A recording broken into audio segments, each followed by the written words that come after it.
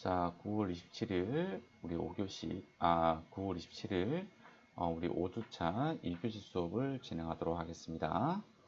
자, 이번 시간부터는 부가지세 공급식에 대해서 살펴볼 거예요. 자, 첫 번째는 제하의 공급식이라는 게 있고, 두 번째는 용역의 공급식이 이렇게 있네요. 자, 먼저 큰 카테고리로 공부하는 게 좋습니다, 여러분들. 자, 2절 부가가치세의 공급 시기를 공부하고 있습니다. 자, 이 공급 시기는 첫 번째 제하의 공급 시기가 있고요. 두 번째 용역의 공급 시기가 있습니다. 자, 이 제하는 첫 번째 제하의 원칙적인 공급 시기가 있고요. 두 번째 제하의 거래 형태별 공급 시기가 있습니다. 자, 용역의 공급 시기는 어떻게 이루어지죠? 그렇죠. 똑같습니다. 자, 첫 번째, 용역의 원칙적인 공급 시기가 있고요. 두 번째, 용역의 거래 형태별 공급 시기가 있습니다. 자, 이게 목차입니다. 자, 제하든 용역이든 이 공급 시기가 있는데, 자, 원칙적인 공급 시기와 그리고 거래 형태별 공급 시기로 구분해서 규정이 되어 있습니다. 자, 그렇다면 제하의 공급 시기 중에서 원칙적인 공급 시기에 대해서 좀 살펴보도록 하겠습니다. 자, 이 원칙적인 공급 시기는 세 가지가 있습니다. 만약에 제하에 이동이 필요한 경우라면 인도될 때를 공급 시기로 보고 있습니다. 자, 만약에 이동이 필요하지 아니한 경우에는 이용 가능할 때 이때를 공급 시기로 볼 수 있습니다. 세 번째, 이 이동이 필요한 경우 또는 이동이 필요하지 않은 경우, 이 위의 규정을 적용할 수 없는 경우에는 제하에 공급이 확정되는 때를 공급 시기로 보고 있습니다. 이게 대원칙에 해당이 되는 겁니다. 자, 그래서 여러분들이 이 원칙적인 공급 시기를 먼저 알아두셔야 됩니다. 왜냐하면 나중에 이런 거래 형태별 공급 시기를 적용할 수 없다고 하면 이러한 원칙적인 공급 시기로 가세당국과 다툼을 해야 되기 때문에 그렇습니다. 자, 이 제하의 공급 시기는 암기할 요소들이 많습니다. 세법이 조금 그런 부분이 있죠. 암기를 하면 아는 거고 암기를 하지 않으면 모르는 겁니다. 물론 이런 건 있습니다. 자, 실무상에서는 책을 찾아보면 됩니다. 그죠? 책을 찾아보면 되는데 이러한 것들이 기본적으로 머릿속에 없다고 한다면 이걸 책을 찾아본다고 해서 알 수가 없는 겁니다. 아셨죠? 네. 그래서 이런 내용들이 있었는데 내가 깨끗하게 머릿속에 남아있지 않다. 그럴 때 책을 찾아보더라도 우리가 이렇게 도움이 되는 것이지, 암기가 어느 정도 암기가 되지 않은 상태에서 그런 규정조차 있는지 모르는 상태라면 굉장히 위험한 상황에 빠진다는 것들이죠. 자, 그래서 일단은 원칙적인 공급 시기를 우선 여러분들이 이해를 하고 암기를 해주고, 그리고 이제 거래 형태별로 우리가 공급 시기를 공부를 좀 해줘야 됩니다. 자, 우리 거래 형태별 공급 시기 하나씩 살펴보도록 할게요. 자, 현금 판매, 외상 판매, 할부 판매, 이러한 것들은요, 원칙적인 공급 시기를 따라갑니다. 자, 인도가 되거나 또는 이용 가능하게 된 때, 이렇게 공급 시기로 규정을 하고 있는 거예요. 자, 현금으로 제하를 구입했는데 이동이 필요한 경우라면 인도될 때, 현금으로 구입을 했는데 이동이 필요하지 않다면 이용 가능하게 된 때, 자, 우리 부동산을 한번 보도록 할게요. 부동산. 자, 이 부동산은 특징이 하나 있습니다. 그것은 부동성이라는 겁니다. 이 부동성은 움직이지 않는 특성을 가지고 있습니다. 자, 따라서 부동산은 부동성으로 인하여 이동이 필요하지 않는 경우에 해당이 됩니다.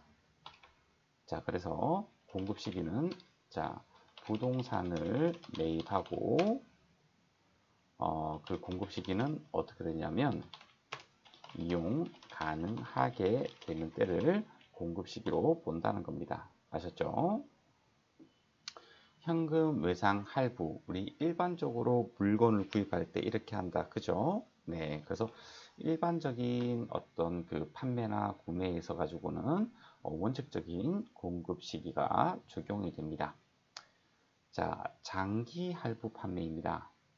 자, 이 장기 할부 판매는 이런 규정이 있습니다. 자, 두 가지가 있는데요. 장기 할부 판매, 중간 지급 조건부 판매, 이 두 가지는 여러분들이 좀 체크해서 알아봐 줘야 되는 겁니다. 위에 여기서 말하는 할부 판매는 단기 할부 판매를 의미하는 거고, 단기 할부 판매가 아니면 다 장기 할부 판매에 해당이 되겠죠. 그런데 단기 할부 판매에 대해서 규정을 하고 있는 것이 아니고 장기 할부 판매에 대해서 규정을 하고 있기 때문에 이 장기 할부 판매에 대한 요건을 갖추지 않으면 단기 할부 판매에 해당이 된다는 것입니다.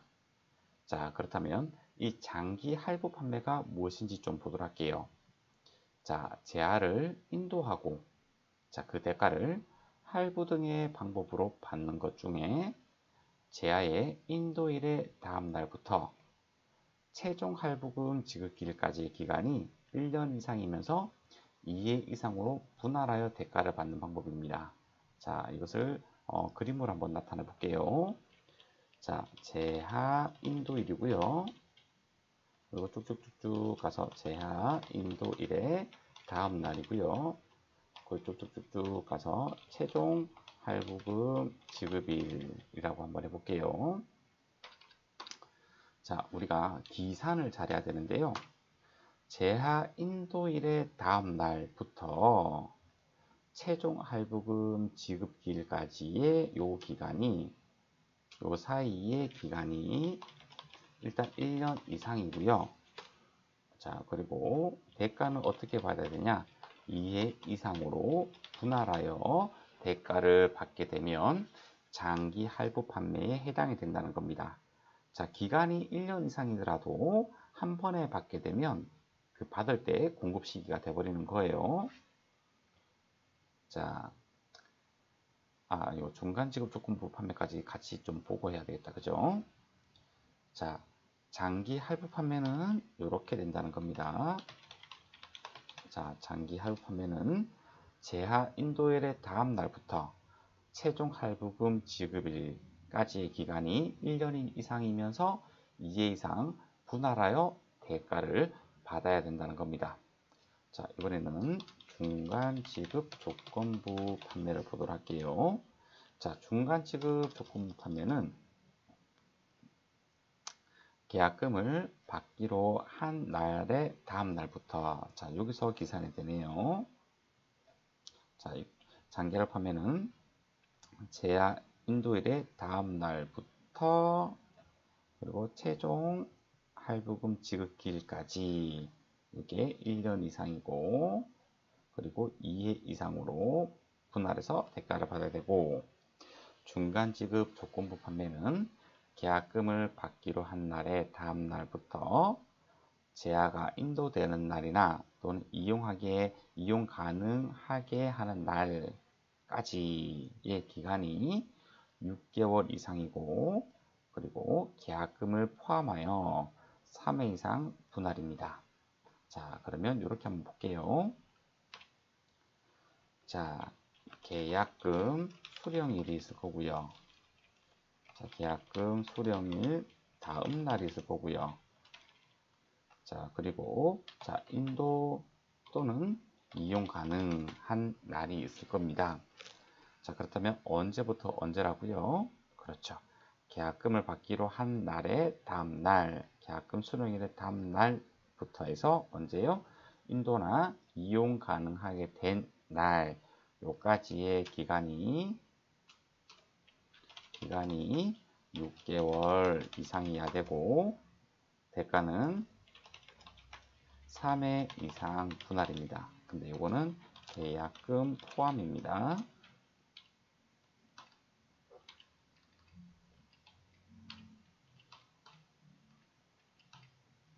자, 이 장기 할부 판매와 그리고 이 중간 지급 조건부 판매는 여러분들이 나중에 실무상이든 수험상이든 구분을 해야 될 때가 있습니다. 그래서 주의해서 구분을 할 수 있는 역량을 만들어 줘야 합니다. 아셨죠? 자, 할부 판매는 판매이기 때문에 먼저 인도합니다. 아셨죠? 먼저 인도합니다. 하지만 중간 지급 조건부 판매는 나중에 마지막에 인도합니다. 돈을 다 받고 인도합니다. 대가를 모두 수령 후 인도합니다. 장기 할부 판매는 먼저 인도하고 나중에 대가를 수령합니다. 이게 차이점이 있습니다. 예. 장기 할부 판매는 먼저 인도하고 대가를 나중에 수령하고, 중간 지급부 판매는 먼저 돈 받고 그리고 나중에 인도를 합니다. 아셨죠? 네, 그래서 이거를 구분할 수 있는 역량을 여러분들이 만들어 줘야 됩니다. 아셨죠? 자, 잠깐만요. 자, 보자. 오케이. 네. 자, 그러면 하나씩 봅시다. 자, 그렇다면 이 장기 할부 판매, 조건부 지급 판매는 대가의 각 부분을 받기로 한 때를 공급 시기로 한다는 겁니다. 자, 여기서 자, 대가의 각 부분을 받기로 한 때를 공급 시기로 한다는 겁니다. 자, 예를 들어서 이렇게 한번 볼게요. 자, 또 장기 할부 판매입니다. 자, 여기에서 제하의 인도일이 1월 1일입니다. 그럼 제하의 인도일 다음 날은 1월 2일이 됩니다. 자, 그리고 우리가 분할 1차 분할금 수령이 3월 1일이고 2차 분할금 수령이 7월 1일이고 그리고 3차 분할금 수령이 10월 1일이고 그리고 최종 할부금 지급일이 내년 2월 1일입니다. 자, 이러한 경우가 본다면 제하 인도일의 다음 날부터 최종 할부금 지급 기일까지 기간이 1년 이상에 해당이 되고, 그리고 4번을 통해서 받았기 때문에 2회 이상 분할해서 대가를 수령하는 거기 때문에 장기 할부 판매 요건을 모두 갖췄기 때문에 대가의 각 부분을 받기로 한 때, 자, 3월 1일을 공급 시기로 보는 거고 7월 1일을 공급 시기로 보는 것이고 이렇게 본다는 것입니다. 아셨죠? 받을 때마다 공급 시기로 본다는 겁니다. 이 공급 시기로 본다는 말은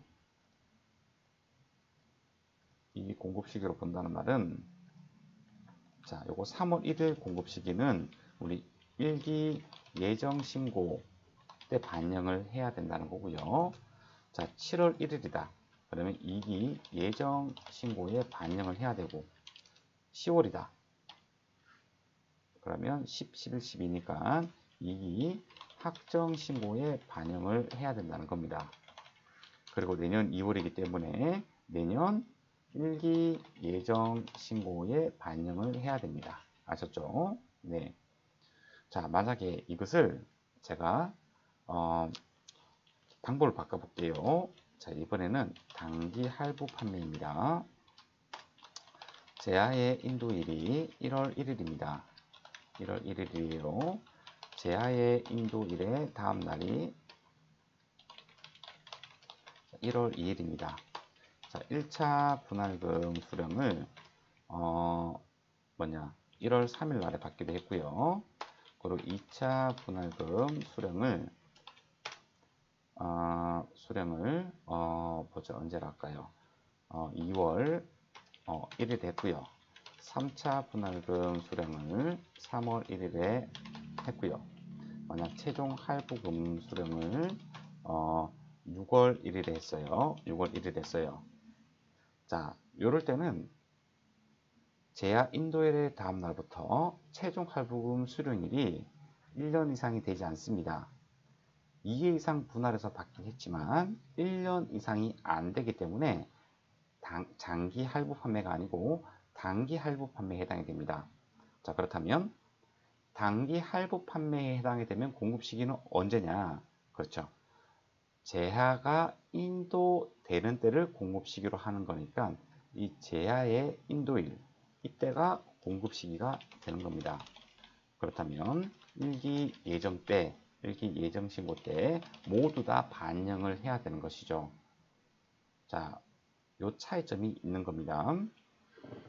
자, 장기 할부 판매에 해당이 되면 대가의 각 부분을 받기로 한 때마다를 공급 시기로 보는 것이지만 단기 할부 판매 같은 경우에는 제야의 인도일을 공급 시기로 보기 때문에 돈을 받던 받지 않던 요거 1월 1일에 속하는 일기 예정 신고 때 이 모두 다 계약 금액 모두 다 우리가 신고서상에 반영을 해줘야 된다는 겁니다. 이 중간지급 조건부 판매도 마찬가지예요. 중간지급 조건부 판매에 해당이 된다면 대가의 각 부분을 받기로 한 때를 공급 시기로 봐가지고 장기할부처럼 이렇게 하면 돼요. 하지만 중간지급 조건부 판매에 해당이 되지 않으면 다시 원칙으로 돌아가서 제야가 인도되거나 이용 가능하게 된 때를 공급 시기로 보면 된다는 겁니다. 자, 이제 완성도 기준 지급 조건부 판매를 한번 보도록 할게요. 자, 이게 여러분들이 이게 어떤 판매인지를 잘 알아야지 이제 그 공급 시기를 조금 유추할 수 있거든요. 자, 완성도 기준 지급 조건부 판매에 대해서 한번 살펴보도록 할게요. 자, 이것은 제야가 인도되기 전 또는 제야가 이용 가능하게 되기 전에 그 대가를 해당 제야의 완성도에 따라 분할하여 받기로 하는 약정에 의하여 공급하는 것을 말합니다. 자, 이것은 어떤 그 계약 기간에 관계없이 적용됩니다. 그러니까 계약 기간에 관계없기 때문에 우리 뭐 중간 지급 조건부 이런 것들을 안 해도 돼요. 우리 재무회계에서 우리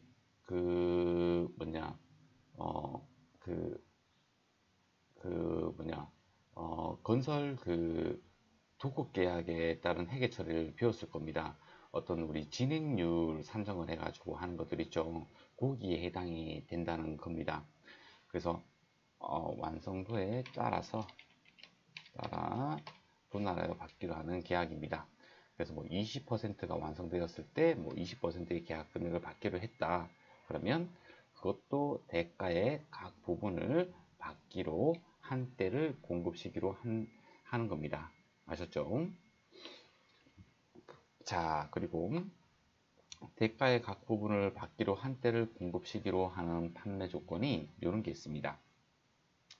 자, 전력 등 공급 단위를 구해갈 수 없는 제하의 계속적 공급.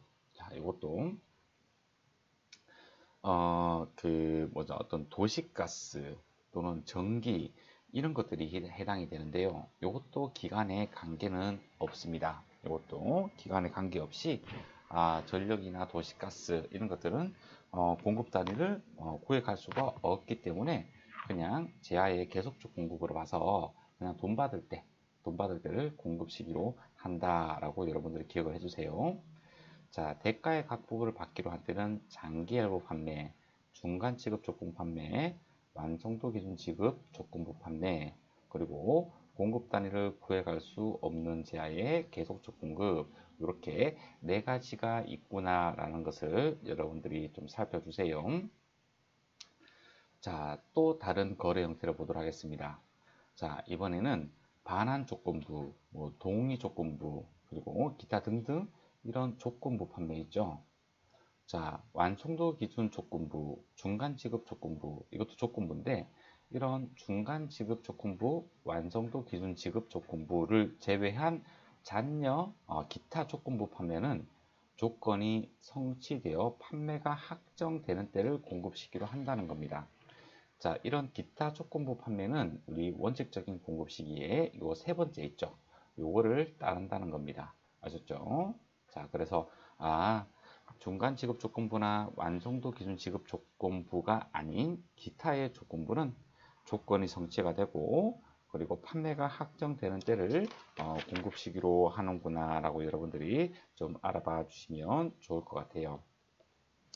자, 그리고 상품권, 요거는 수험상으로도 그렇고 그리고 실무적으로도 그렇고 많은 이슈가 있는 거다, 그죠?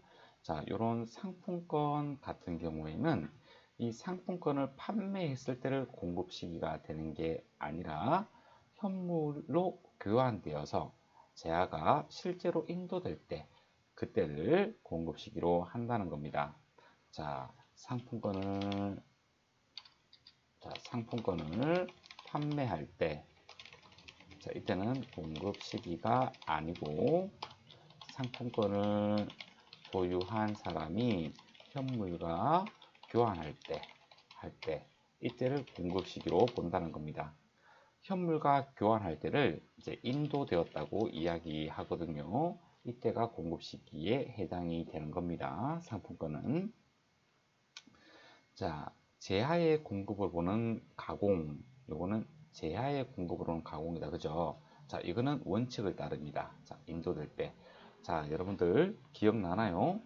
자, 우리 가공은 제하의 공급을 보는 가공이 있고 용역의 공급으로 보는 가공이 있습니다. 자, 요 내용을 조금 한번 살펴볼까요?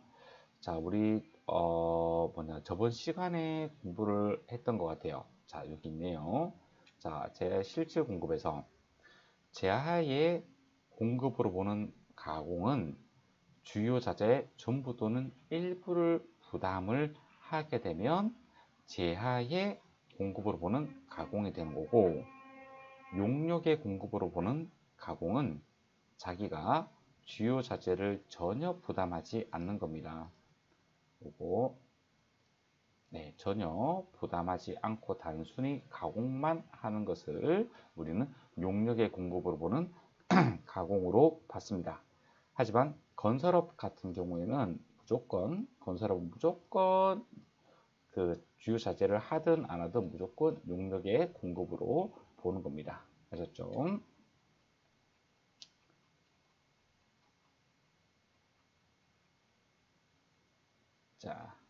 자, 그리고 자가 공급, 개인적 공급.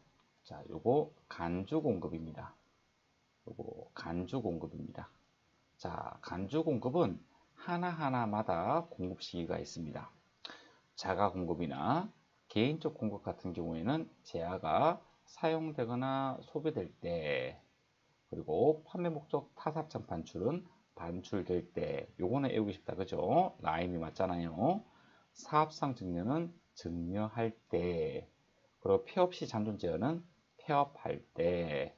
자, 폐업시 잔존 제어가 사용 소비될 때를 공급 시기로 보는 게 아니고 폐업할 때, 그때 가세를 해버리는 겁니다. 아셨죠?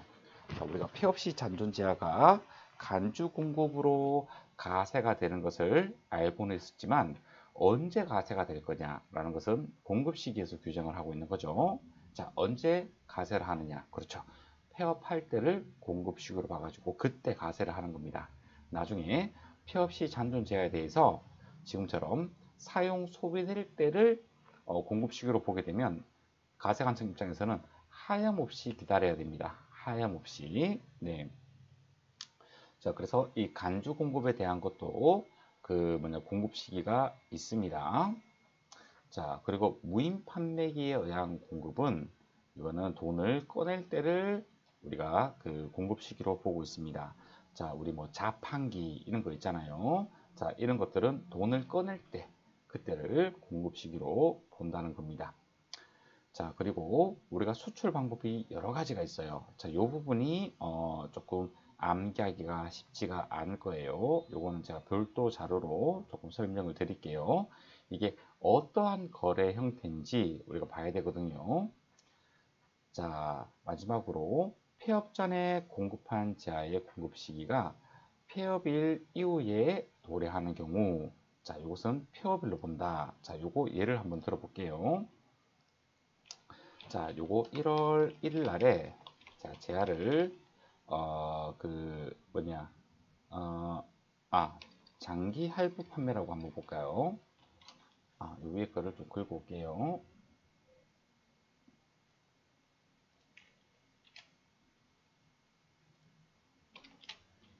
자, 이것을 좀 긁어 와서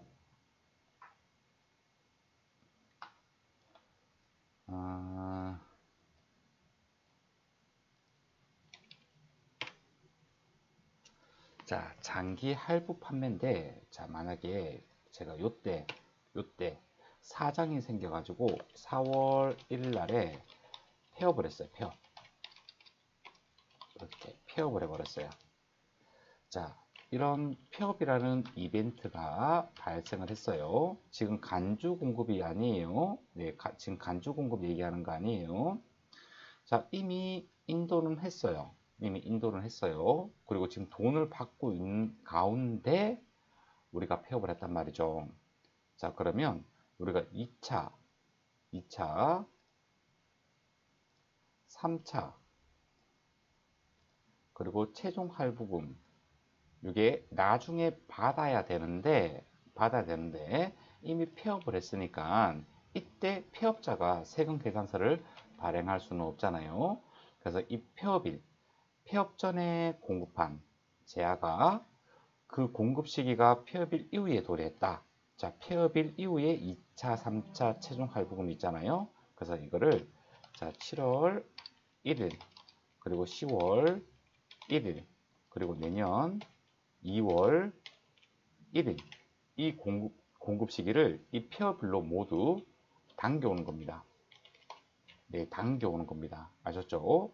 자, 요 표현이 그거예요. 폐업 전에 공급한 제아의 공급 시기가 폐업일 이후에 도래하는 경우에는 요 폐업일자를 기준으로 공급 시기를 다시 이야기하는 겁니다.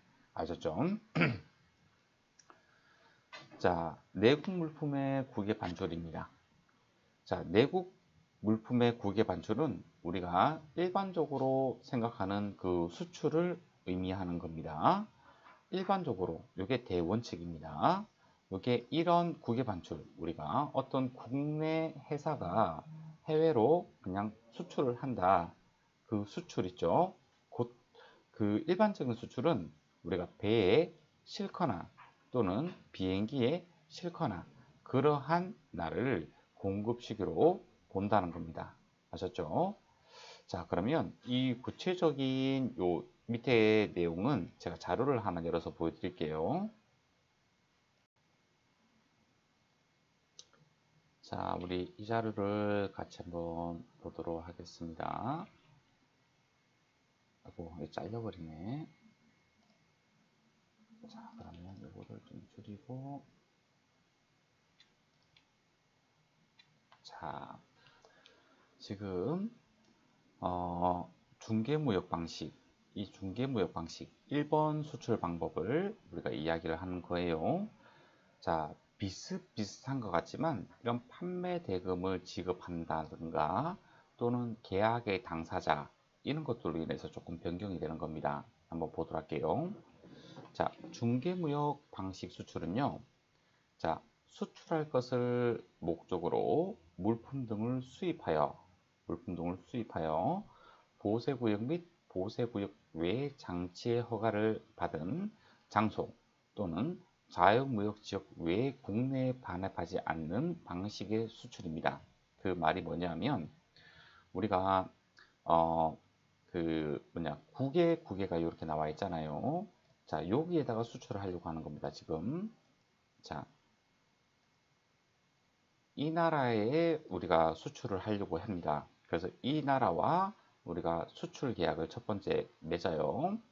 그리고 국내에 물건이 없어서 외국에서 여기서는 수입을 하려고 하는 거예요. 여기서 수입을 해가지고 수입을 해서 이 국외에서 수입 계약을 체결하고 그리고 이 국외에서 국외로 넘어가는 겁니다. 아셨죠? 이게 중개무역 방식 수출이에요. 만약에 이 국외에서 국내로 물건이 반입되면 안 됩니다. 그럼 일반적인 그냥 수출이 되는 거예요. 요거는 이 국외, 요 A 사업자라고 할게요. A라고 할게요. A 국외에서 B, 자, 이 B 국가로 우리가 수출을 할 때 국내에 가지고 있지 않은 그런 물건을 이 A 국가에서 수입을 해서 바로 A국에서 B국으로 넘기는 겁니다. 아셨죠? 그래서 우리는 B국으로부터 수출 계약을 하고 그리고 A국으로부터 수입 계약을 맺는 거예요. 이 A 국가에서 물건이 국내로 들어오면 안 돼요. 국내로 들어왔다가 다시 이 B 국가로 넘어가게 되면 그냥 원칙적인 직수출에 해당이 되는 겁니다. 아셨죠?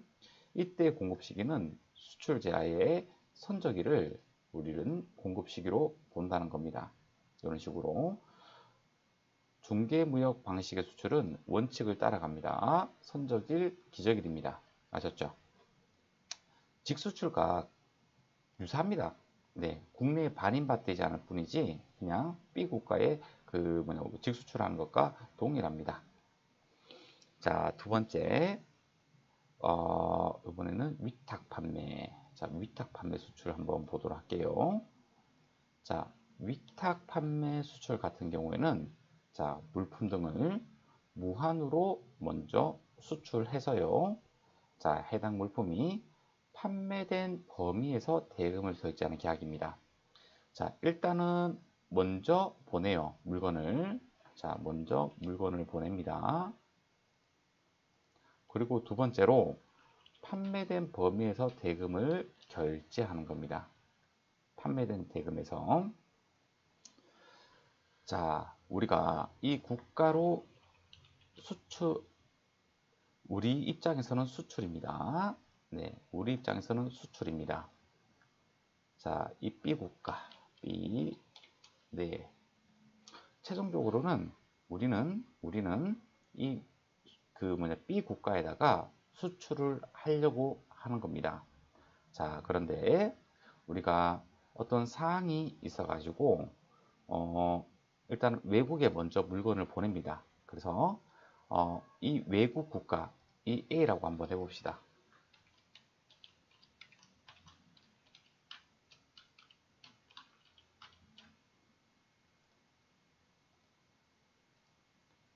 자, A 국가에다가 먼저 물건을 보냅니다. 네. 그래서 우리 물건을 네가 가지고 있다가 판매를 해 달라고 하는 겁니다. 자, 그렇다면 사실 이 국내 위탁자는 물건을 생산만 하고 실제 마케팅과 판매는 이 외국 A 국가에서 이루어지는 겁니다. 이 A 국가가 외국에 있는 어떤 그 오퍼상이라든가 이런 거일 수도 있겠죠. 그래서 이 A 국가에다가 물건을 먼저 보내고 이 A 국가가 이 B 국가에게 물건을 보냅니다. 이렇게 이거 중개무역 방식하고 비슷합니다. 하지만 물건을 실질적으로 보내는 거고 이 중개무역 방식은 이 A 국가가 가지고 있는 것을 그냥 바로 보내는 거고 이 차이가 조금 있습니다. 자, 이런 것들이 위탁 판매입니다. 이 A 국가에게 자, 우리가 물건을 보낼 테니까 네가 직접 좀 팔아주라 해서 이 B 국가가 A 국가한테 판매 대금을 지급하는 구조로 되어 있잖아요. 중개무역 방식은 이 B 국가로부터 직접적으로 돈을 받는데 위탁 판매이기 때문에 B 국가가 A 국가한테 돈을 주고 A 국가가 다시 우리 국내 사업자에게 판매 대금을 지급하는 그러한 형식입니다. 잠깐 쉬었다가 3교시 때 요거 계속 이어서 진행하도록 할게요.